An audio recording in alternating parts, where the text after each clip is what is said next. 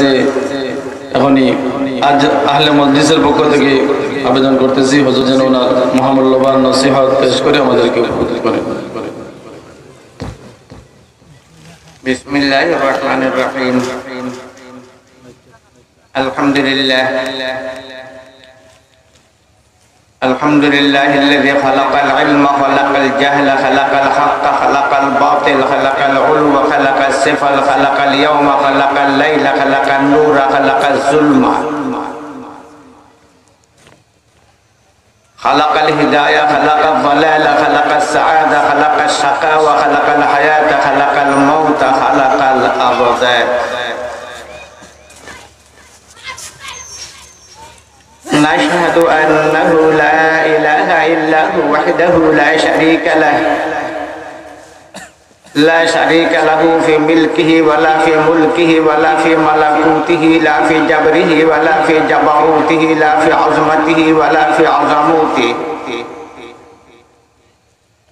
لا في رحمته ولا في رحموته لا في إبداعه ولا في إيجاده ولا في إعطائه ولا في إنعامه ولا في إحسانه ولا في امتنانه لا في جلاله ولا في كبريائه لا في كلامه ولا في كماله ولا في حكمته.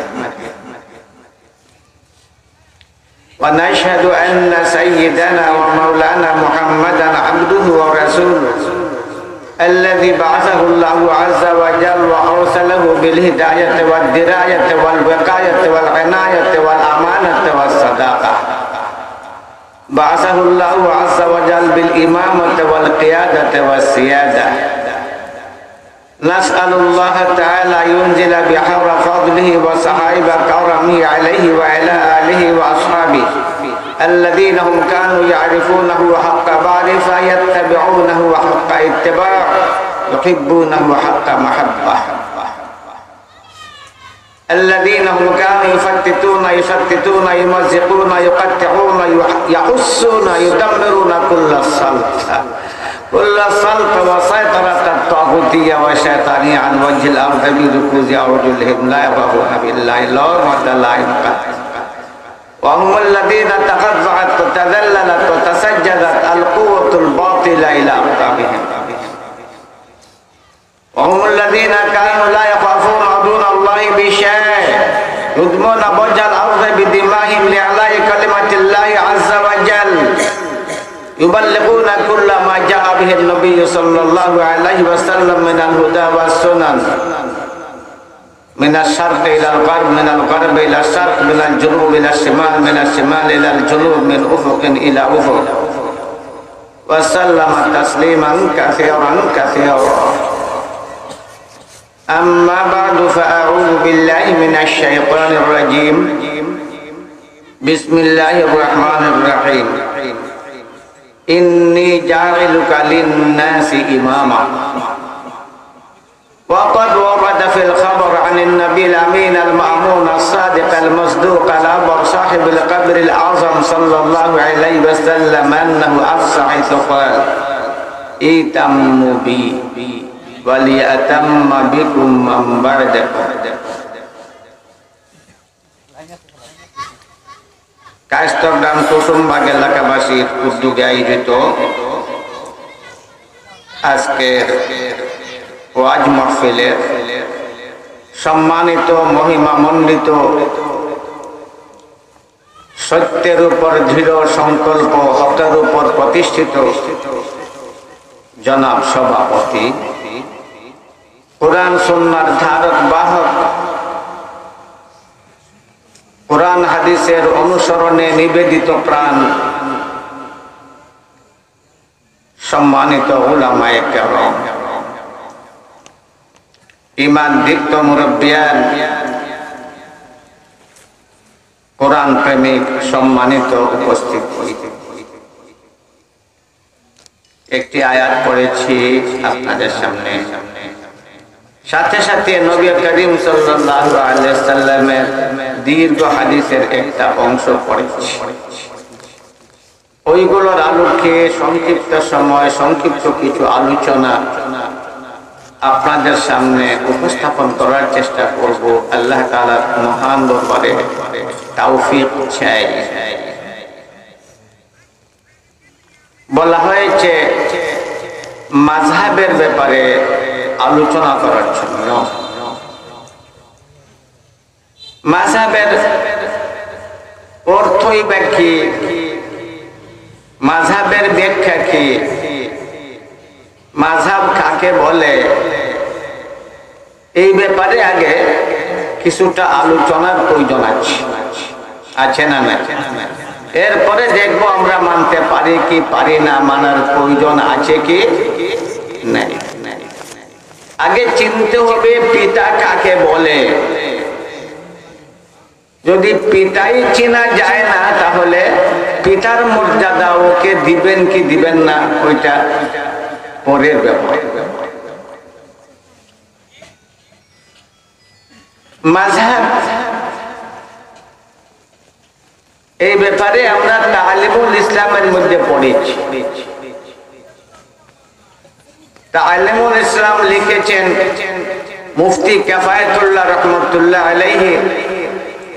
সেই তালিমুল ইসলামের মধ্যে পড়েছি সওয়াল তোমারা মাযহাব क्या है। জবাব কি বলেন আপনারা বলেন? জবাব তালিমুল ইসলাম পড়ছো না? জবাব কি বলো না জুড়ে? তাহলে বোঝা গেল মযহবের একটা অর্থ ধর্ম। মযহবের একটা অর্থ বলো না, মযহবের অর্থ আমাদের মাযহাব কি? জুড়ে বলুন না, আমাদের মাযহাব কি? আমাদের মাযহাব কি? আমাদের মাযহাব কি? ইসলাম। সুতরাং মাযহাবের অর্থ যদি ধর্ম লওয়া হয়, মাযহাবের আরেকটা অর্থ হচ্ছে বিশেষ বিশেষ তথ্যপূর্ণ বিষয়ে কোন বিশেষজ্ঞের অনুসরণ করা। তথ্যপূর্ণ কোন বিষয়ে কোন বিশেষজ্ঞের অনুসরণ করা, ওইটাকেও কি বলা হয়? মাযহাব বলা হয়। যেমন ডাক্তার আছে সকল ডাক্তারের কাছে আপনি যান না, বরং ডাক্তারদের মধ্য থেকে আপনার কাছে নির্বাচিত, মনোনীত এবং গ্রহণযোগ্য যে ডাক্তার, তার কাছে আপনি যান। না সবার কাছে যাবেন? বলুন না। সুতরাং এইটাও একটা মাযহাব, এইটাও একটা বলো না মাযহাব। ফিকহ রয়েছে, ফিকহ বুঝেন তো? মাসআলার একটা বিষয় আছে না নাই? জোরে বলো না। মাসআলার বিষয় আছে, মাসআলার ব্যাপারে যিনি বিশেষজ্ঞ, আমরা তার কাছে মাসআলা জিজ্ঞাসা করি, তিনি এই বিষয়ের ইমাম, আমরা তার অনুসরণ করি। সুতরাং মাসআলার ব্যাপারে সবার কাছে জিজ্ঞাসা করা যায় না এবং সবাই মাসআলার জবাব দিতে পারে না। যারা মাসআলা সম্বন্ধে বিশেষজ্ঞ নয়, তারা যদি মাসআলা দেয়, যে ফতোয়া সম্বন্ধে বিশেষজ্ঞ নয়, সে যদি ফতোয়া দেয় আর তার ফতোয়া যদি কেউ মানে, তাহলে যে ফতোয়া দিল সেও পথারা, যারা মানলো তারাও পথারা।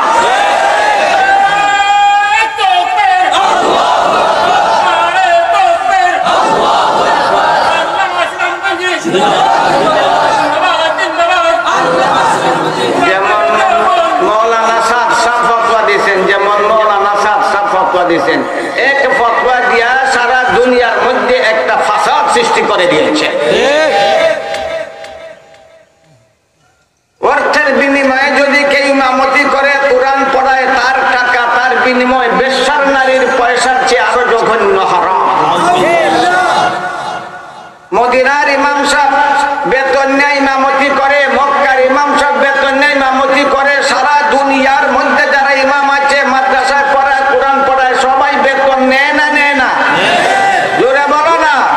তাহলে তোমার মক্কায় গেও নামাজ পড়ার সুযোগ নাই, মদিনায় গেও তোমার জামাতে নামাজ পড়ার সুযোগ নাই। যদি পড়ে থাকো তাহলে তুমি হারাম করেছ। এই ভুলটা কেন করলো? যেহেতু ফতোয়ার ব্যাপারে তিনি বিশেষজ্ঞ নন, ফতোয়ার ব্যাপারে তিনি, মাসআলার ব্যাপারে তিনি বিশেষজ্ঞ নন। ঠিক তেমনি ভাবে আমাদের দেশে কিছু লোক আছে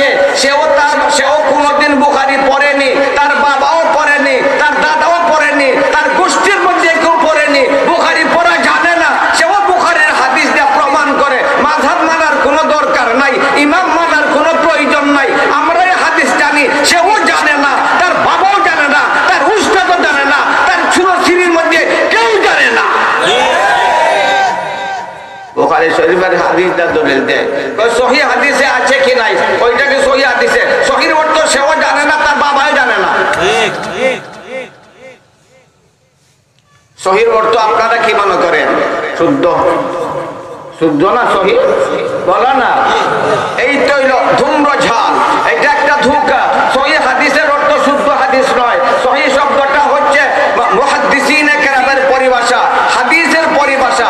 আপনার পরিভাষা আমার পরিভাষা এক নয়, প্রত্যেক এলাকার পরিভাষা হিসেবে ওই শব্দের অর্থ বুঝতে হবে। হাদিসের পরিভাষায় সহি বলা হয় ওই হাদিসকে, যে হাদিসের বর্ণনাকারীরা এরা আদিল, নিষ্ঠাবান, এত সৎ তাদের স্মরণ শক্তি, তারা জীবনে যদি একবার শুনে তাহলে মৃত্যু পর্যন্ত ভুলে না। তাদের জীবনের সাথে কলঙ্কের কোনো সম্পর্ক নাই, তাদের জীবনের সাথে পাপ কালিমার কোনো সম্পর্ক নাই। তারা এত নিষ্ঠাবান, এত নিষ্ঠাবান, কোনোদিন কোন হাদিস শোনার পরে তাদের মনের মধ্যে সন্দেহ সৃষ্টি হয় নাই।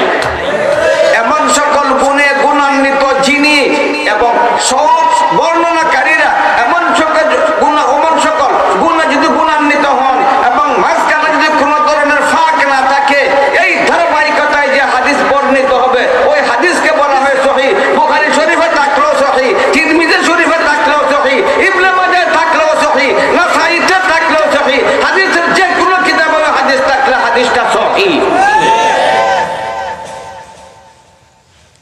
আমাদেরকে ধোঁকা দেয় সহি বইলিয়া, বুঝে আমাদের দেশের হুজুর হইতে বুঝে না। আমরা দেশে হাদিসের শিক্ষা নাই, বলো না? আরে বলো না। বিশ্বাস করো, এই ভারতবর্ষের মধ্যে যেভাবে হাদিসের তালিম আছে দুনিয়ার কোথাও নাই। চ্যালেঞ্জ করে বলতে পারবো, বলেছি, তাবুকে বলেছি।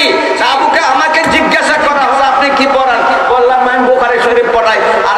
আরেকজন জিজ্ঞাসা করলো কয় বছর যাবত, আরেকজন আমার পক্ষ থেকে জবাব দিলে 15-16 বছর যাবত। আমি বললাম না তোমাদের জবাব হইছে না, আমি বুখারী শরীফ পড়াই মিনাল বিদায়া ইলান নিহায়া, আরম্ভ থেকে শেষ পর্যন্ত নির্বাচিত করে আমি হাদিস পড়াই না। বলো না? এই ব্যবস্থা শুধু ভারতবর্ষে আছে, ভারতবর্ষে আছে, কওমি মাদ্রাসাগুলোর মধ্যে আছে, আর কোথাও নাই। তারা ইমাম মানে না। তারা কি মানে না? বলো না। বলে ইমামের কোনো প্রয়োজন নেই। হযরত ইব্রাহিম আলাইহিস সালাম যখন পরীক্ষায় উত্তীর্ণ হয়ে গেলেন, আল্লাহ তাআলা ঘোষণা দিয়েছিলেন ইন্নী জাইলুকা লিন-নাসি ইমামা। তুমি যেহেতু পরীক্ষায় সফল হয়েছো, আমি তোমাকে ইমাম নির্বাচিত করব, তোমাকে ইমাম মানাবো। ইমাম মানাবো, আল্লাহ ইমাম মানাইছে ইব্রাহিম আলাইহিস সালামকে। ইত্তাবি মিল্লাতা ইব্রাহিম হানিফা, আমার নবীকে নির্দেশ দিয়েছে তুমি মিল্লাতে ইব্রাহিমের অনুসরণ করো। সুতরাং মিল্লাতে মুহাম্মদের জন্য ইব্রাহিম আলাইহিস সালাম হচ্ছেন ইমাম। ইব্রাহিম আলাইহিস সালাম, বলো না। যারা ইমাম মানে না তারা ইব্রাহিম আলাইহিস সালামকে মানে না। যারা ইমাম মানে না তারা ওই আয়াতের উপর বিশ্বাস রাখে না। বিচার আপনারা করবেন। ওয়াজালনাহুম আইম্মাতান ইয়াহদুনা বিআমরিনা, সকল নবী রাসূলরা ছিলেন উম্মতের জন্য ইমাম। বলো না? সকল নবী রাসূলরা উম্মতের জন্য কি ছিলেন? জোরে বলো না। তাহলে যারা ইমাম মানে না তারা ওই আয়াত মানে না। যারা ইমাম মানে না কোরআন শরীফ মানে না। যারা ইমাম মানে না তারা নবী রাসূলকে মানে না। জামাতে নামাজ পড়েন, বলো না? জামাতে নামাজ পড়েন। ইমাম কয়জন? কয়জন? কয়জন? কয়জন? কয়জন? কয়জন? সুতরাং একজনকে ইমাম মানতে হবে। আপনি যে এলাকায় থাকবেন, যে দেশে থাকবেন, যে অবস্থায় থাকবেন, যে পরিবেশে থাকবেন, একজনকে ইমাম মানবেন। সবাইকে যদি ইমাম মানেন তাহলে আপনার জামাত হবে না। ডাক্তার সিলেটে কয়জন আছে? প্রায় শতাধিক, হাজার। সবাই তো যোগ্য। সবার কাছে গিয়ে প্রেসক্রিপশন লইয়া আপনার রোগের চিকিৎসার ব্যবস্থা নেন। সবার কাছে যাইবা, সবার কাছে যাইবা। সবই বড় বড় ডাক্তার, সবার কাছে যাইবা। সবার প্রেসক্রিপশন অনুসারে যদি ঔষধ সেবন করেন তাহলে বাস বানা মরবা। বলো না? বাস বানা মরবা, বাস বানা মরবা। সুতরাং কয়জনকে মানতে হবে? সকল অ্যাডভোকেটকে আপনার কেসের দায়িত্ব দিলে আপনার কেস চলবে না, কেস চলবে না, কেস চলবে না। আপনি বুদ্ধিমান নন, আপনি বুদ্ধিমান নন, আপনি অজ্ঞ, আপনি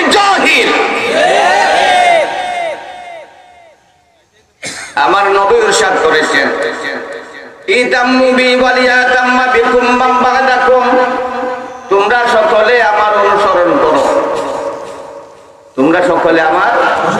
তাহলে নবী কি হইলেন? ইমাম হইলেন না? বলো না, নবী ইমাম হইলেন না? নবী ইমাম হইলেন না? ইতাম্মু বি, তোমরা আমার অনুসরণ করো। যার অনুসরণ করা যায়, যিনি হবেন অনুসরণীয় তাকে বলে ইমাম, যিনি হবেন অনুসরণীয় তাকে বলে ইমাম। আমার নবী বলেছেন তোমরা আমার অনুসরণ করো, আমার পরে যারা আসবে তারা তোমাদের অনুসরণ করবে। সুতরাং সাহাবারা ইমাম, সাহাবারা সবাই ইমাম। সবার বেশি একসাথে নামাজ পড়বেন, বলুন না? আবু বকর থাকলে আবু বকর ইমাম, আবু বকরের পরে উমর ইমাম, উমরের পরে উসমান ইমাম, উসমানের পরে আলী ইমাম। এমনি ভাবে ইমামের ধারাবাহিকতা চলবে, ইমাম থাকবে, ইমাম মানতে হবে, ওই ধারাবাহিকতা কিয়ামত পর্যন্ত চলবে, ইমাম মাহদী দুনিয়া আসা পর্যন্ত চলবে, হযরত ঈসা আলাইহিস সালাম দুনিয়া অবতরণ করা পর্যন্ত চলবে। ওই ধারাবাহিকতা যারা মানবে না তারা আমার নবীর সেই সুন্নতের উপর আমল করলো না, হাদিস মানলো না, হাদিস মানলো না, হাদিস মানলো না, মযহব মানলো না। একবারের কথা, হযরত আবু বকর সিদ্দিক রাদিয়াল্লাহু তাআলা আনহু ইন্তেকালের পরে হযরত ওমর ফারুক রাদিয়াল্লাহু তাআলা আনহু খিলাফতের আসনে আসীন হলেন। একটা আলোচনা সভা ডাকলেন। সেই সময়ের বিজ্ঞ লোকদের সমন্বয়ে একটা আলোচনা সভা ডাকলেন। সেই আলোচনা সভার প্রতিপাদ্য ছিল হযরত আবু বকর সিদ্দিক রাদিয়াল্লাহু তাআলা আনহুর জীবন চরিত্র। ওমরে নবীরে দেখছে না, বলেন না? দেখছে, ভাইছে না, কথা ওটা শুনছে না, নবীর ভাষা নামাজ পড়ছে না। সব ঠিক আছে না ঠিক নাই? সব ঠিক আছে না ঠিক নাই? বলেন না সব ঠিক আছে। এরপরও যখন খিলাফতের আসনে বসলেন, মর্যাদার চেয়ারে আসীন হয়ে গেলেন, আলোচনা সভা ডাকলেন। প্রতিপাদ্য বিষয় হচ্ছে হযরতে আবু বকর সিদ্দিক রাদিয়াল্লাহু তাআলা আনহু জীবন চরিত্র সম্বন্ধে আলোচনা সভা বসলো। সকাল থেকে বসলো, বিকাল পর্যন্ত চললো। জ্ঞান গর্ব আলোচনা উপস্থাপন করা হলো। হযরত ওমর ফারুক রাদিয়াল্লাহু তাআলা আনহু মনোযোগ সহকারে সবার আলোচনা শুনলেন। জ্ঞানী গুণী পরিচিত মুখ যারা ছিলেন সবাই আলোচনা করলেন। যখন বৈঠক প্রায় শেষ হওয়ার পথে চললো, ওই সময় অপরিচিত গ্রামের একটা লোক দাঁড়িয়ে বলতে লাগলো, খলিফাতুল মুসলিমিন ওমর ফারুক, আমি আবু বকর সম্বন্ধে একটা বিষয় জানি, যদি অনুমতি দেন তাহলে আমি বলবো। সবাই বিক্ষুব্ধ হয়ে গেল, মনের দিকটা সবাই অতিষ্ঠ হয়ে গেল। ও আবার কি বলবে? ওই লোকটা অপরিচিত, পরিচিত নয়, গ্রামের লোক, সে আবু বকর সম্বন্ধে কি জানবে? অযথা আমাদের সময় নষ্ট করার জন্য দাঁড়িয়ে গেছে। কিন্তু ওমর বললেন, আমি অনুমতি দিলাম, তুমি বলো। লোকটা দাঁড়িয়ে বলতে লাগলো, ফারুক আজম, আমি আবু বকর সম্বন্ধে একটা ঘটনা জানি।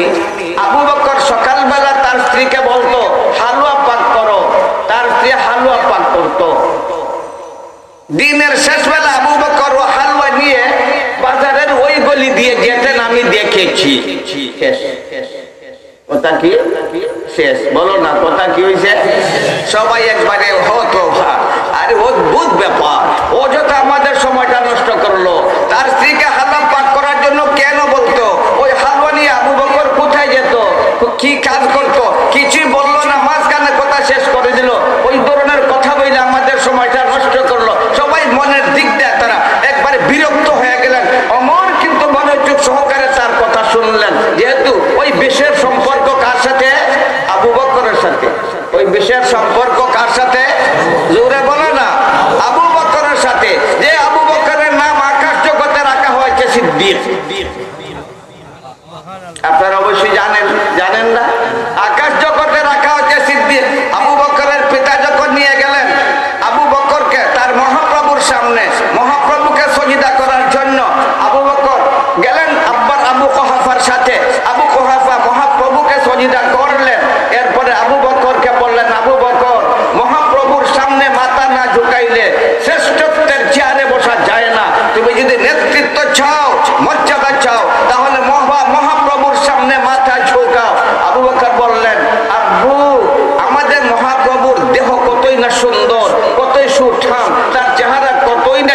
মান, আব্বু ওইটা কে বানাইছে? আবু কুহাফা বললেন, আব্বুরে তুমি জানো না, ওই মহাপ্রভু তো আমি বানাইছি। আবু বকর বললেন, আব্বু যে চকচকে আমাদের মহাপ্রভুর দেহটা মনে হয় স্বর্ণের দ্বারা আপনি নির্মাণ করেছেন। বলতে লাগবেন আবু কুহাফা, না রে আব্বু, আমি গরিব মানুষ, স্বর্ণের দ্বারা কোথা থেকে আমি বানাবো, ওইটা মাটির দ্বারা আমি নির্মাণ করেছি। বলতে লাগবেন আবু বকর, ছি ছি ছি ছি ছি ছি ছি ছি ছি, মাটির দ্বারা বানাইছো আব্বু আপনি মহাপ্রভু? আপনি বানাইছেন? কে বানাইছে? আপনি। কথা বুঝাইছে না? আপনি বানাইছেন, আপনি বানাইছেন, আপনি বানাইছেন, আপনি বানাইছেন মহাপ্রভুকে। যে মহাপ্রভুর সামনে মাথা ঝুঁকাইলা, ওই মহাপ্রভু আপনাকে বানাইনি, আপনি বানাইছেন মহাপ্রভুকে। আবার বানাইছেন নিকৃষ্ট মাটির দ্বারা, যে মাটির উপর ওই গরু ছাগল কুকুর পর্যন্ত প্রস্রাব পায়খানা করে, ওই মাটির দ্বারা বানাইছেন। আবার আপনি বানাইছেন, ওই মহাপ্রভুর সামনে আমি মাথা ঝুঁকাতে পারি না। কথা বুঝাইছে? বলুন না। রাগ করে বসলো আবু কুহাফা, রাগ করে বসলো আবু কুহাফা। বলতে লাগলো, হায় রে, আমি কেন বেঁচে থাকলাম? আকাশ কেন ভাগলো না? জমিন কেন থাকলো? আমার সারা জীবনের সকল সাধনা সবগুলা জলাঞ্জলি গেল। হায় রে, যে আশা ছিল ওই আশাগুলা ধূলিসাৎ হয়ে গেল। আশা ছিল আমার সন্তান আবু বকর আরবের বুকে নেতৃত্বের চেয়ারে বসবে, কিন্তু মহাপ্রভুর সামনে যে মাথা ঝুঁকায় না, সে কখনো মর্যাদার আসনে বসতে পারে না। রাগের ক্ষোভে আবু কুহাফা ফাটতে শুরু করলো, ঘরে চলে আসলো। আবু বকরের মাকে ডাকতে লাগলো, আবু বকরের মা, আবু বকরের মা, আবু বকরের মা, বাহির হয়ে আসো। আবু বকরের মা অনুভব করলেন তার স্বামী আবু কুহাফার আওয়াজ থেকে রক্ত ঝরছে। বলতে লাগলেন, কি হয়ে গেল প্রিয় স্বামী? তুমি আরবের একজন নেতা, তোমার আঙ্গুলের ইশারায় হাজার হাজার মানুষ চলে, কি সমস্যা এসে গেল?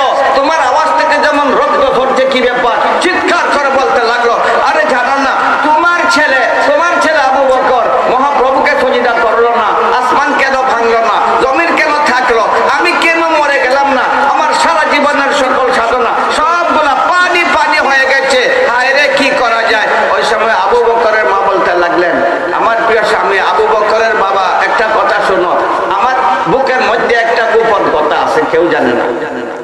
আমি আজ পর্যন্ত কারো কাছে ব্যক্ত করিনি। যদি রাগ করো না, মনোযোগ সহকারে যদি শোনো, তাহলে আমার মনের গোপন কথা আপনাকে শোনাবো। রাগে ফাটতে শুরু করলো আবু কুহাফা। বলতে লাগলো, আমার বুকে যতগুলা গোপন কথা ছিল সবগুলা তোমাকে শোনাইয়ে দিছি, আর তোমার বুকে এখনো গোপন রয়ে গেল, আমাকে শোনাইলে না। তোমার এমন গোপন কথা আমি শুনবো না। না সাজা বাইরে চলে গেল। জ্ঞানী মানুষ ছিল, কিছু দূর গিয়ে আবার ফিরত আসলো। আইসা বলতে লাগলো, আবু বকরের মা, আমি ওয়াদা করলাম রাগ করবো না, তবে তোমার বুকের গোপন কথা আমাকে শোনাও। শুনবে? বলেন না? বুড়া মেয়ে আছে, গোপন কথা আছে, এখনো আছে।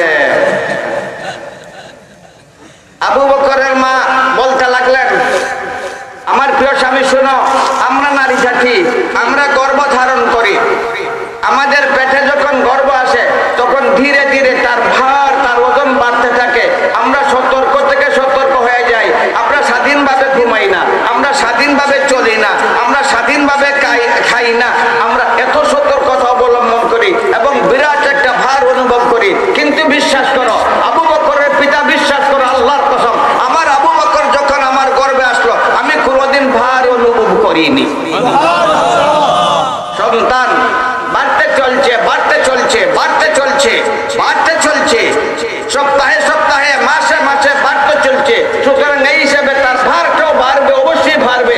কিন্তু আমার আবু বকর আমার গর্ভে আসার পরে প্রসবের পূর্ব পর্যন্ত আমি কোন ধরনের ভার অনুভব করিনি। প্রিয় স্বামী বিশ্বাস করো, ভয়ে আমি একবারে কাতর। অদ্ভুত ব্যাপার, সন্তান একবারে স্বচ্ছ পরিষ্কার চোখের সামনে ভেসে উঠতেছে, কিন্তু ভার নাই। ভয় আসবে না? আসবে না? বলো না, ভয় আসবে না? আসবে না? আমি ভীতা সন্ত্রস্তা। শুনো আবু বকরের আব্বা, শুনো, আমরা যখন সন্তান প্রসব করার সময়ে পৌঁছি, তখন আমরা জীবন মরণের একটা সন্ধিক্ষণে পৌঁছে যাই। আমাদের ওই দুনিয়া নিয়ে একটা ভয় আসে, হয়তো ভাই সুন্দর পৃথিবী আর দেখার সুযোগ পাবো না। বন্ধু বান্ধব থেকে আমরা বিদায় গ্রহণ করি। আর এটা জানি না এই কঠিন সমস্যা থেকে সুন্দর পৃথিবী দেখার সুযোগ পাবো, আবার কি স্বামীর চেহারা দেখবো, আবার কি সন্তানের মুখ দেখবো, ওইটা আমাদের বড় চিন্তান্বিত করে তুলে। ওই সময় যখন আমার আসলো তখন আমি ভয় একবারে কাঁপতে শুরু করলাম, আরে কি না ঘটতে যাচ্ছে। সন্তান সন্তান আছে মনে হয় পেটের ভিতরে, সন্তান কি না আর কিছু, ভার নাই বড় হয়ে গেছে, ভার নাই বড় হয়ে গেছে। আমি ভয়ে একবারে আমি ভয়ে কাতর হয়ে গেছি, কাতরাচ্ছি। ওই সময় আকাশ থেকে একটা আওয়াজ আসছে। কোথা থেকে বলো না? আমাকে ডাকছে, প্রাঞ্জল ভাষা, অত্যন্ত মধুর কণ্ঠ, অত্যন্ত হৃদয়গ্রাহী, অত্যন্ত মর্মস্পর্শী। আমাকে আকাশ থেকে কে ডাকছে, অত্যন্ত সুন্দর ভাষায় আমাকে ডাকছে। ইয়া আমাতাল্লাহ বিত্তাহাতি আবশিরি বিল ওয়ালাদিল আতিক ইসমুহু ফিস সামায়ে সিদ্দিক সাহিবু নবিয়্যি ওয়া রফিক। আমাকে কে ডাকে বলছে, ও নিশ্চিত আল্লাহর বান্দি, নিশ্চিত আল্লাহর দাসী, তুমি জাহান্নাম থেকে চিরমুক্ত একটা সুসন্তানের সুসংবাদ গ্রহণ করো, যে সাথীত্ব লাভ করবে একজন মহান নবীর, যার নাম রাখা হয়ে গেছে আকাশ জগতে সিদ্দিক। রাখা হয়েছে আসমানে, প্রকাশ পাইছে জমিনে। রাখা হয়েছে কোথায় বলো না? আসমানে। প্রকাশ পাইছে বলো না? জমিনে।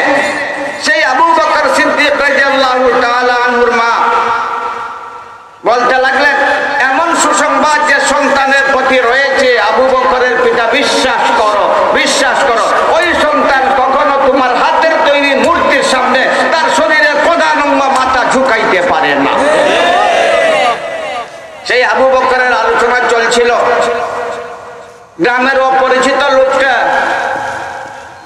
অপূর্ণ একটা বিষয় তাদের সামনে উপস্থাপন করলো।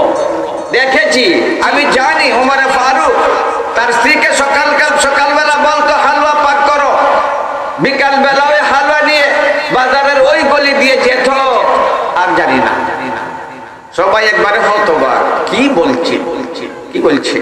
কিন্তু ফারুক আযম রাদিয়াল্লাহু তাআলা আনহু গভীরভাবে তার কথা তার মনের মধ্যে স্থান দিলেন। পরের দিন সকালবেলা তার স্ত্রীকে বললেন, হালুয়া পাক করো। হালুয়া হালুয়া বুঝেন তো? চুকা লাগে, কি লাগে? হালুয়া পাক করো। তার বিবি এই ধরনের জিজ্ঞাসা করলো না, কতটুকু পাক করবো, কেন পাক করবো, কোনো সওয়াল নাই, কোনো প্রশ্ন জিজ্ঞাসা নাই। পাক করলেন হালুয়া। বিকাল বেলা ওমরে ফারুক রাদিয়াল্লাহু তাআলা আনহু হালুয়া নিয়ে বাজারের ওই গলিতে চলতে লাগলেন, যে গলিতে দিয়া হযরত আবু বকর সিদ্দিক রাদিয়াল্লাহু তাআলা আনহু চলতেন। অনুসরণ করলেন না করলেন না বলো না? অনুসরণ করলেন না করলেন না? কেন করবেন? ওমর যে নবীর সোহবত লাভ করেছে, আবু বকর সেই নবীর সোহবত লাভ করেছে, কিন্তু ওমর আবু বকরের অনুসরণ করে চলছে, বাজারের গলি দিয়ে চলছে। যাবে কোথায়? লক্ষ্য সম্বন্ধে একবারে অনবহিত, জানে না কোথায় যাবে, কিন্তু চলছেন। একবার তিনি চিন্তা সাগরে হাবুডুবু খেতে লাগলেন, আমি যাব কোথায়? আমি পাগল নাকি? আমি কি অনুভূতিহীন? আরে আমার কি মস্তিষ্ক নাই?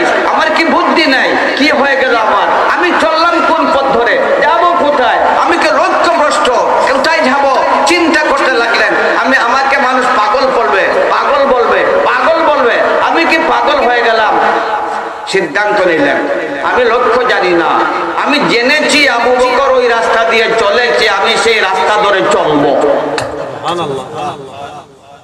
আমি সেই রাস্তা ধরে বলো না? আমি সেই রাস্তা ধরে চলবো। চলতে লাগলেন। আবু বকরের রাস্তা দিয়ে চলতে লাগলেন। দিন শেষ হওয়ার পথে, সূর্য পশ্চিম আকাশে চলে যাওয়ার পথে হঠাৎ করে দেখতে পান একটা ড্রেনের পারে একটা মানুষরূপী কি পড়া আছে, এবং তার থেকে অত্যন্ত মারাত্মক ধরনের দুর্গন্ধ বাতাসের সাথে ভেসে আসছে, একবারে অসহনীয় দুর্গন্ধ। ওই দুর্গন্ধের কারণে গলি দিয়ে কেউ যায় না। তার চোখে পড়লো, ভাবলেন আমি মনে হয় লক্ষ্যে পৌঁছে গেছি। আগে মানুষ রূপী ওর কাছে গেলেন, ইয়া দেখেন একটা লোক বিকলাঙ্গ, তার হাত নাই, তার পা নাই, তার মুখ থেকে বিরাট ধরনের দুর্গন্ধ বাহির হচ্ছে। জিজ্ঞেস করলেন, এ বিকলাঙ্গ, এ বিকলাঙ্গ, কি ব্যাপার, তোমার কি ক্ষুধা লাগছে না, তুমি কি খাবে না? সে জবাব দিল, আজকে দেরিতে আসছো কেন? কি জবাব দিল? আজকে দেরিতে আসছো কেন? ওমরে ফারুক রাদিয়াল্লাহু তাআলা আনহু বুঝে নিলেন ব্যাপার তো এখানেই ঘটছে, বুঝাইছে না? সে বলতে লাগলো, আজকে দেরিতে আসছো কেন? তিনি বললেন, হ্যাঁ দেরি হয়ে গেছে ব্যস্ততার কারণে, তবে তোমার ক্ষুধা বেশি হচ্ছে। জি আমার ক্ষুধা খুব বেশি লাগছে। বললেন, মুখ খুলো, মুখ খুলো। সে মুখ খুললো। হযরতে ওমর ফারুক রাদিয়াল্লাহু তাআলা আনহু তার হাতে হালুয়া নিয়ে ওই বিকলাঙ্গের দুর্গন্ধযুক্ত মুখের ভিতরে হালুয়া ঢুকাইয়া দিলেন। বিকট ভাবে চিৎকার করে উঠলো ওই বিকলাঙ্গ, বিকট ভাবে চিৎকার করে উঠলো। ওমর ফারুক রাদিয়াল্লাহু তাআলা আনহুর শরীরে লোম খাড়া হয়ে গেল। বলতে লাগলেন, এ বিকলাঙ্গ, দুর্গন্ধযুক্ত, তোর দুর্গন্ধের কারণে ওই গলি দিয়ে কেউ আসে না, আর আমি তোর মুখে আমার হাত দিয়ে হালুয়া ঢুকাই দিলাম, আর তুই এমন ভাবে চিৎকার করলে আমি ওমরের না আমার শরীরের লোম খাড়া, ওমর বলছেন না, আমার শরীরের লোম খাড়া হয়ে গেছে, এমন ভাবে চিৎকার করলে কেন? বলতে লাগলো, বেয়াদব কোথাকার, খাবার মুখে দিতে জানো না, আবার খাবার দিয়েছো আমার মুখে। তুমি জানো না আমার মুখে কেমন ব্যথা, কেমন রূপ, দুর্গন্ধ বাহির হচ্ছে। একটু সামান্যতম আঘাত লাগলে আমি মনে করি আমার প্রাণবায়ু বাহির হয়ে যাবে। তুমি যে হাত দিয়ে ঢুকাইছো আমার মুখের ভিতরে, আমি এত প্রচন্ড আঘাত অনুভব করেছি, এই জন্য আমি চিৎকার করেছি। বেয়াদব কোথাকার, খাবার দিতে জানো না, তুমি আমার আগের লোক নও, তুমি আমার আগের লোক নও, তুমি আমার আগের লোক নও। ওই সময় বলতে লাগলেন, এ বিকলাঙ্গ, আমি তোমার আগের লোক নই। আগের লোকটা কেমন ভাবে তোমার মুখে খাবার দিত? লোকটা বলতে লাগলো, আগের লোকটা তার নিজের জিহ্বার মধ্যে হালুয়া নিত, এরপরে আমাকে বলতো মুখ খুলো, আমি মুখ খুলতাম, সে আমার মুখের সাথে মুখ মিলাতো এবং তার নিজের জিহ্বার দ্বারা ধাক্কা দিয়ে আমার মুখের ভিতরে হালুয়া ঢুকাইয়া দিত। ওমর ফারুক রাদিয়াল্লাহু তাআলা আনহু কাঁদতে কাঁদতে বেকুল হয়ে গেলেন। আহারে, এমন ধরনের করতো, তোমাকে এইভাবে খাবার দিত, একবারে বেকুল হয়ে কাঁদতে লাগলেন। বলতে লাগলেন, এ বিকলাঙ্গ, ওই লোক এই দুনিয়ায় আর আসবে না, এই আকাশের চাঁদ এই লোক আর দেখবে না, ওই আকাশের সূর্য ওই লোক কি আর পাবে না, ওই পৃথিবী এমন লোক কি আর পাবে না। ওই লোকটা চলে গেছে বিকলাঙ্গ, ওই লোকটা চলে গেছে, এই দুনিয়ার আসবে না। আমি অবতার স্থলাভিষিক্ত হয়েছি। আরে তুমি মুখ খুলো, আবু বকর ছিল তার নাম, সে দুনিয়া থেকে চলে গেছে। ওই কথা শুনেই বিকলাঙ্গ কাঁদতে কাঁদতে বেকুল হয়ে গেল। আরে আবু বকর কি, আবু বকর কি, আবু বকর চলে গেছে, আবু বকর চলে গেছে, দুনিয়া ছেড়ে চলে গেছে। ওমর কাঁদতে লাগলো, বিকলাঙ্গ কাঁদতে লাগলো।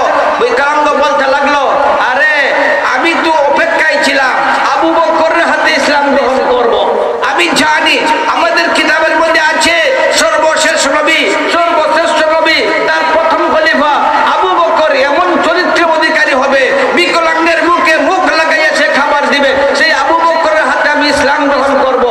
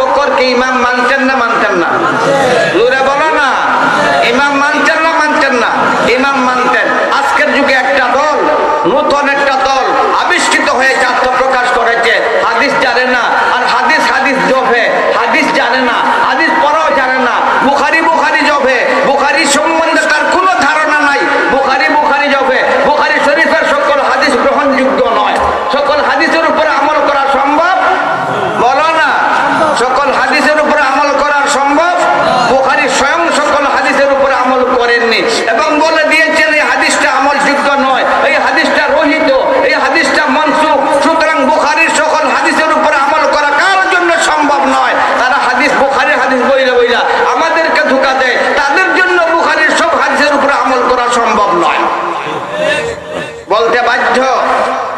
তারা বলে তারাবির নামাজ 8 টাকা, বলে না বলে না বলো না, তারাবির নামাজ 8 টাকা। তাদের দলিল আছে, তাদের দলিল আছে, তাদের দলিল বুখারী শরীফের হাদিস। বুখারী শরীফের হাদিস শুনলে আমাদের মন গলে যায়, আমাদের মাথা হেড করে বসে। বুখারী হাদিসের কিতাবগুলোর মধ্যে সবচেয়ে উচ্চ মানের কিতাব হচ্ছে বুখারী শরীফ। ওই বুখারীর হাদিস যখন বলে তখন আমরা দুর্বল হয়ে পড়ি, কিন্তু আসলে চিন্তা করতে হবে, দেখতে হবে। তারা তাদের কাছে সর্বপ্রথম দলিল লিখার হিসাবে বলছে, সর্বপ্রথম তারা যে সকল বই পুস্তক প্রচার করে চলছে এবং দলিল প্রমাণ উপস্থাপন করছে, ওইগুলোর মধ্যে সর্বপ্রথম তাদের দলিল তারাবি 8 রাকাতের পক্ষে দলিল পেশ করে মা আয়েশা রাদিয়াল্লাহু তাআলা আনহার হাদিস দিয়া। ঠিক না? বলো না হুজুররা? মা আয়েশা রাদিয়াল্লাহু তাআলা আনহার হাদিস দিয়া দলিল দেয়, বলে হাদিসটা আছে ঠিক, বুখারী শরীফে হাদিসটা আছে ঠিক। তারা বলে মা আয়েশা রাদিয়াল্লাহু তাআলা আনহা বলেছেন, কানান নবী সাল্লাল্লাহু আলাইহি ওয়াসাল্লাম ইসাল্লি 11 রাকাতান ফি রমাদান ওয়া গায়রিহি ফালা ফায়ুসাল্লি আরবা'an ফালা তাসআলান হুসনিহিন্না ওয়া তুলিহিন্না। কি আপনি হাদিস আছেন নাকি দেয়? হ্যাঁ, ছেলে বলছে, আচ্ছা যাক, ছেলে বলো।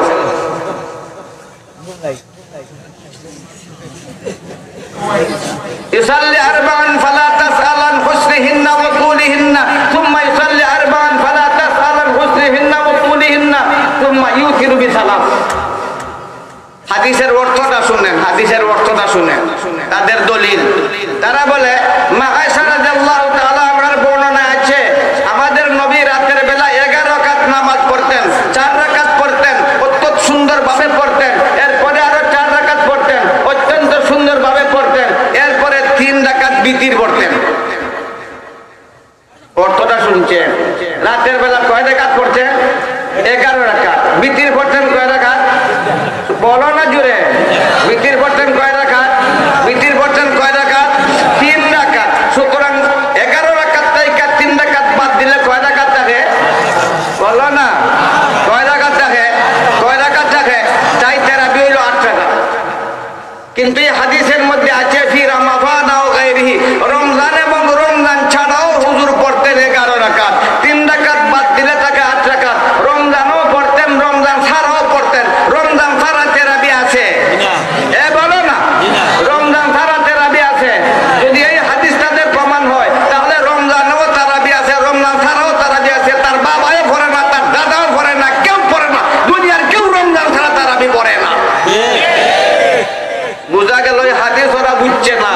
ওই হাদিসের মর্ম তারাবির নামাজ নয়। তারাবির নামাজ বলো না, তারাবির নামাজ বলো না।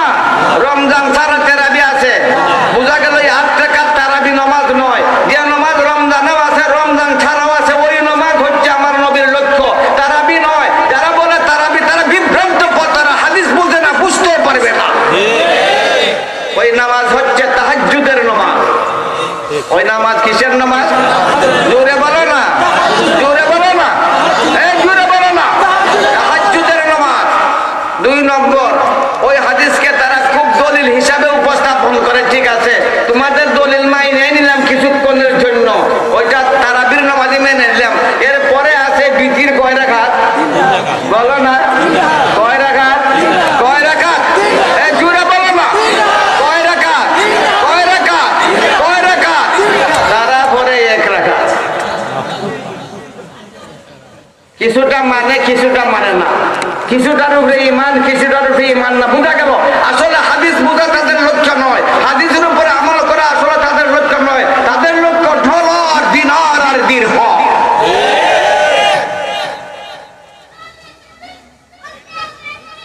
আমার নবী 4 রাকাত পড়তেন সুন্দরভাবে। এই সুন্দরের অর্থ কি? ফালা তাসালান হুসনিহিন্না ওয়া তুলিহিন্না। ওদের কথা কি বলবো, আহলে হাদিসের কথা কত বলবো। মা আয়েশার বর্ণনার দ্বারা তারা দলিল দেয়। ওই দলিল দেওয়ার তাদের কোনো অধিকার নাই। তারা বলে সাহাবাদের মধ্যে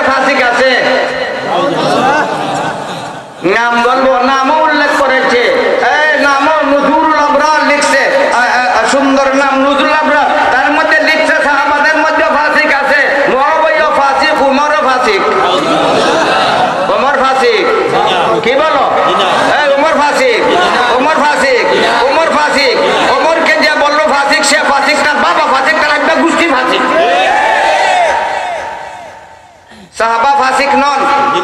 কোন সাহাবা ফাসিক? বলো না। কোন সাহাবা ফাসিক? মুআবিয়া ফাসিক? ওমর ফারুক ফাসিক? এ ওমর একদিন মদিনা কাঁপছে, ভীষণ ভাবে কাঁপছে, প্রচন্ড ভাবে কাঁপছে।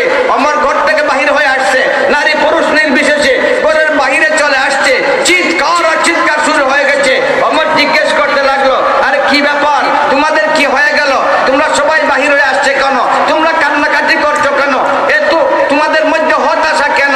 তারা বলতে লাগলো, ওমর তুমি দেখছো না এমন ভাবে মদিনা কাঁপছে, আমরা ভয়ে ঘর থেকে বাহির হয়ে আসছি, আমাদের ভয় লাগছে ওই মদিনার পাহাড়গুলো আমাদের উপর উল্টে পড়ে যাবে। তোমার কি অনুভূতি নাই? তোমার চোখ নাই? তুমি দেখছো না? ওমর জবাব দেয় না, ডান দিকে তাকায়, বাম দিকে তাকায়, সামনের দিকে তাকায়। কিছুক্ষণ পরে মদিনাকে ডাকতে শুরু করলো, এ মদিনা কাঁপছো কেন? মদিনা কাঁপছো কেন? এ মদিনা কাঁপছো কেন? সবাই অবাক। আর ওমরের কি হয়ে গেল? তার মস্তিষ্ক কি বিকৃত হয়ে গেল নাকি? মদিনাকে ডাকছে, পাহাড় পর্বত বালি পাথর ওইগুলার সমন্বয়ে মদিনার অস্তিত্ব। ও মদিনাকে ডাকছে ওমর, এ মদিনা কাঁপছো কেন? এ মদিনা কাঁপছো কেন? মদিনা কাঁপছে, প্রচন্ড ভাবে কাঁপছে। এরপরে বলতে লাগলো, মদিনা তোমার কম্পন বন্ধ করে দাও, মদিনা তোমার কম্পন বন্ধ করে দাও, মদিনা তোমার কম্পন বন্ধ করে দাও। আরো ভীষণ ভাবে কাঁপতে লাগলো। ওমরের মধ্যে রাগ এসে গেল, বলতে লাগলো মদিনাকে লক্ষ্য করে, এ মদিনা কাঁপছো কেন? আমি ওমর এখনো জীবিত আছি, আমি ওমর এখনো জীবিত আছি, আমার আদালত প্রতিষ্ঠিত আছে, তোমার কম্পনের অধিকার নাই। লাঠি মাইরে বলতে লাগলো, এ মদিনা মুহূর্তের মধ্যে তোমার কম্পন বন্ধ করে দাও। বলছে মাত্র মদিনা তার কম্পন বন্ধ করে দিল। সেই ওমর ফাসিক আর তোর বাবা মুসলমান। এই হচ্ছে আহলে হাদিসের সংক্ষিপ্ত স্বরূপ। কি বলবো? আল্লাহ তাআলা আমাদেরকে সঠিকভাবে কোরআন হাদিস বুঝার তৌফিক দান করুক এবং লামতহীদের ধূম্র জাল থেকে আমাদের সবাইকে রক্ষা করুক। সবাই বলুন আমিন। আরো জোরে বলুন আমিন। আবার বলুন আমিন। ওয়া আখিরু দাওয়ানা আলহামদুলিল্লাহি রাব্বিল আলামিন। মুহতারাম হাজিরিন, হুজুরের দোয়া হবে, আমরা সবাই বসি, পরে আজান হবে, নামাজ হবে যথাসময়ে 7:30 সময় নামাজ। আমরা দেখেছি গত কয়েক বছর এখানে মাহফিল হয়েছে। গত বছর আমাদের অত্যন্ত দুঃখের সাথে পাকান্ত মন নিয়ে আমরা বলতে হয়, আমাদের জামিয়া কাসিমুল আলম দরগার তথা সারা বাংলাদেশের সুপরিচিত শেখুল হাদিস, সুনামধন্য মুহাদ্দিস, উস্তাদুল আসাতিজা, উস্তাদুল আল মুকাররম, গোটা সিলেটের মধ্যে, বৃহত্তর সিলেটের মধ্যে সুনামধন্য এবং সুপরিচিত মুফতি ছিলেন সুনামগঞ্জ হুজুর রহমতুল্লাহি আলাইহি, হযরত মাওলানা আবুল কালাম জাকারিয়া রাহিমাহুল্লাহ তাআলা নওয়ারাল্লাহু মারকাদা। হুজুর আজকে দুনিয়াতে নাই। গত বছরে এই মাহফিলে তিনি এসেছিলেন। ওনার সারগর্ভ কিছু আলোচনা কোরআন হাদিস ভিত্তিক আমাদেরকে শুনিয়েছিলেন। আমরা হযরত মাওলানা নুরুল ইসলাম খান সাহেব সুনামগঞ্জ হুজুরের দামাত বরকাতুহু হুজুরের কাছে, বিশেষ করে সুনামগঞ্জ হুজুর রহমতুল্লাহি আলাইহির জন্য আমরা দোয়া করার জন্য আবেদন করতেছি। সাথে সাথে এরকম একজন মওতুল আলিম, মওতুল আলম, তাদের বেলায় বলা হয় একজন আলেম, হক্কানি আলেম দুনিয়া থেকে বিদায় নিলে এক জগৎ, এক পৃথিবী মরে যায়। তার উপমা, তার এক্সাম্পল দেখেছিলেন ওনার জানাজা যেদিন হয় সেই দিন সিলেটের মাটির অবস্থা কি হয়েছিল। মুহতারাম হাজিরিন, আরেকজন উস্তাদ আমরা হারাইলাম। হুজুরের ইন্তেকালের কয়েকদিন পরেই হুজুরও আমাদের এখানে আসতেন। হযরত শাহ কোরআন রহমতুল্লাহি আলাইহি জামে মসজিদের সম্মানিত খতিব এবং জামিয়া কাসিমুল উলুমের সুনামধন্য মুহাদ্দিস হযরত মাওলানা খলিলুর রহমান সাহেব রহমতুল্লাহি আলাইহি, ওনার কাছে আমরা পড়েছি। সারা সিলেটের মধ্যে উনি সুপরিচিত ছিলেন। হুজুরের জন্য আমরা দোয়া চাচ্ছি, হুজুরের জন্য দোয়া করেন। আল্লাহ সুনামগঞ্জ হুজুর সহ আরো তো আমরা আসাতিজায়ে কেরাম, খলিলুর রহমান সাহেব হুজুর সহ, বিশেষ করে গত কালকে আমাদের সিলেটের হযরত শাইখ গহরপুরী রহমাতুল্লাহি আলাইহি প্রথম খলিফা, বিশিষ্ট আলেম দ্বীন, সকলের কাছে সুপরিচিত হযরত মাওলানা নুরুল ইসলাম বিশ্বনাথ হুজুর রহমাতুল্লাহ আলাইহি আমাদেরকে ছেড়ে বিদায় নিয়ে গেলেন। এইভাবে এক এক করে সিলেটের জমিন খালি হয়ে যাচ্ছে। শুধুমাত্র কয়েকজন গোনাবাসার আমাদের সামনে আছেন। আমরা সকলের জন্য যত উলামায়ে কেরাম, হক্কানি উলামায়ে কেরাম দুনিয়াতে জীবিত আছেন, দুনিয়ার আনাচে কানাচে যে যেখানে আছেন, হায়াতে আল্লাহ রাখছেন, তাদের ইলমে, আমলে, সেহতে সব লাইনে যেন আল্লাহ বরকত দেন এবং এদেরকে যেন আল্লাহ দীর্ঘদিন হায়াত দরাজ করে দেন। তাদের ছায়া আমাদের মাথার উপর যেন আরো কিছুদিন থাকে। আর আমরা হযরতের সামান্য সংক্ষিপ্ত সময়ের ভিতরে যা আলোচনা করলেন আমরা অত্যন্ত উপকৃত হলাম। ইনশাআল্লাহ আশা করব প্রতি বছর আমরা হুজুরকে পেতে চাই। আপনারা কি বলেন? প্রতি বছর আমরা চাই ইনশাআল্লাহ আমরা হুজুরের সাথে যোগাযোগ করব। আমরা প্রতি বছর যাতে হুজুরকে আমরা পাই, আল্লাহ হুজুরকে আসার তৌফিক দেন। আমরা হুজুরকে সাথে যোগাযোগ করব, দাওয়াত দিব। আর হুজুরের হায়াতের মধ্যেও যেন আল্লাহ বরকত দান করেন। অসুস্থ অবস্থায় আসছেন, আমরা হুজুরের শুকরিয়া আদায় করতেছি। আল্লাহ যেন ওনার আশাকে কবুল করেন। আমরা যে ওনাকে দাওয়াত দিয়েছি সেই দাওয়াতকে যেন আল্লাহ কবুল করেন। আর বাকি উলামায়ে কেরাম যারা আসবেন, ক্রমান্বয়ে বয়ান হবে। আমরা মাহফিলের শেষ পর্যন্ত সকলের কাছ থেকে মূল্যবান নসিহত শুনে যাওয়ার চেষ্টা করি। আল্লাহ সবাইকে তৌফিক দান করুন। আমিন। আলহামদুলিল্লাহ আলহামদুলিল্লাহি হাদানা লিহাদা ওয়া মা কুন্না লিনাহতাদিয়া লাওলা আন হাদানা আল্লাহ। اللهم اغفر لنا ولوالدينا ولأساتذتنا ولمشايخنا ولأئمتنا الكرام. اللهم ارفع مراتبهم في أعلى عليين. اللهم اجعل مثواهم الجنة الفردوس. اللهم أفض علينا من فيوضهم واسلك بنا مسالك كراماتهم. اللهم اغفر لنا ولجميع المسلمين والمسلمات والمؤمنين والمؤمنات الأحياء منهم والأموات إنك مجيب الدعوات. اللهم إنا نسألك علما نافعا وعملا متقبلا. اللهم إنا نعوذ بك من سوء العلم وسوء العمل، سوء الحال وسوء القال، سوء الفقر وسوء الغنى، سوء الحياة وسوء الممات، وسوء القضاء وشماتة الأعداء. نعوذ بك يا الله من سوء القضاء. نعوذ بك يا الله من سوء القضاء. نعوذ بك يا الله من سوء القضاء. نعوذ بك نعوذ بك يا